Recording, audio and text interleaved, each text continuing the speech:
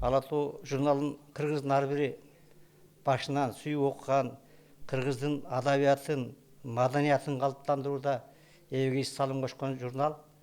Тарыхын, анан ортодо бир аз 4-5 жыл чыкпай да калды.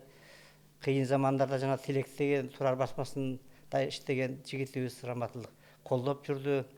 Анан эми ал элдик темирге эмес токтоп калгандан кийин өкмөттүн кайра көзөмөлгө алышы, Ала Тоо журналын чыга башташы бул кыргыз рухуна кайра оомат келди деген сөз.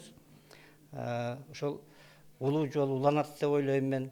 Бүгүн ошол башка көрөрмандар дагы ушул биздин илгери чабандарыбыз кончуна салып жүрүп окуган, талашып окуган, жытылгыч окуган ушул Ала Тоо журналына кайра жазылып, кыргыздын азыркы чыгаан акын жазуучулары деги эле кабарсыз болуп кетпедик. Ошолор жөнүндө, мурдагы биздин классиктерибиз жөнүндө, дүйнөлүк адабият жөнүндө, азыр келсе дүйнөлүк тарых жөнүндө кайрадан кабардар болуп, кыргыз рухун кайрадан жандандырып, бир өзүнчө бир жаңы форматта чыгышына ар бирибиз салым кошсок деген ниеттемин.